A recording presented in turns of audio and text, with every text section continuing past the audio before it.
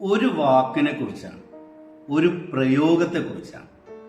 വാക്ക് നിങ്ങൾക്ക് വളരെ സുപരിചിതമാണ്. ചെറ്റ എന്നാണ് ആ വാക്ക്. പ്രയോഗം എന്ന് പറഞ്ഞത് ചെറ്റത്തരം എന്നുള്ളതാണ്. ചെറ്റ എന്ന മലയാള വാക്കിന് ഓലപ്പുര, അതായത് ചുവരുകളും മേൽക്കൂരയുമൊക്കെ ഓല കൊണ്ടുണ്ടാക്കിയ ഓലപ്പുരയ്ക്കാണ് പഴയ നാളുകളിൽ മലയാളികൾ ചെറ്റ എന്ന് പറഞ്ഞിരുന്നത്. ഈ ഓല കൊണ്ടുണ്ടാക്കിയ പുരയുടെ ശേഷിയും ബലവും ഒക്കെ വളരെ കുറവാണ്. അത് മാത്രമല്ല, ഇതിന് അധികം കാലം നിലനിൽക്കാനും ഒന്നും കഴിയില്ല. പെട്ടെന്ന് ഇത് ചീത്തയായി പോവും, വീണ്ടും പുനർനിർമ്മിക്കേണ്ടി വരും എന്നുള്ള കാര്യങ്ങളൊക്കെ ഉണ്ട്.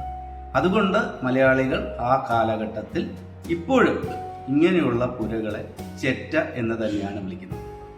ചെറ്റ എന്ന മലയാള പദം ഒരു മനുഷ്യന് നേരെ ഉപയോഗിക്കുകയാണെങ്കിൽ അതിൻ്റെ അർത്ഥവും വളരെ വലിയ ആഭാസകരമായിട്ടുള്ള അർത്ഥമൊന്നുമല്ല. നീചൻ എന്നാണ് അതിൻ്റെ അർത്ഥം.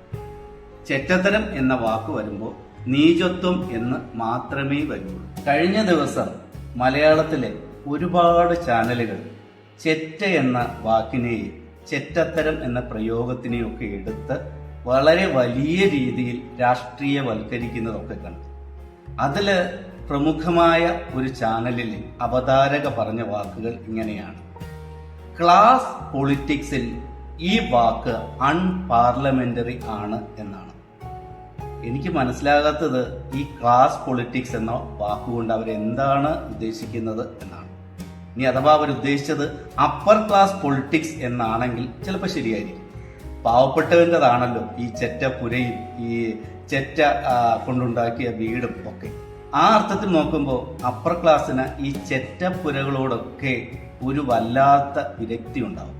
അതുകൊണ്ട് തന്നെ ചെറ്റ എന്ന വാക്ക് അവർക്ക് അൺപാർലമെന്ററിയും ആയി മാറി. ഈ ക്ലാസ് പൊളിറ്റിക്സ് എന്നൊക്കെ പറയുന്ന മാധ്യമങ്ങൾ അവര് ക്ലാസ് ജേർണലിസമാണോ നമ്മുടെ നാട്ടിൽ നടത്തിക്കൊണ്ടിരിക്കുന്നത് എന്നൊരു ചോദ്യം അങ്ങോട്ട് ചോദിക്കേണ്ടി വരും.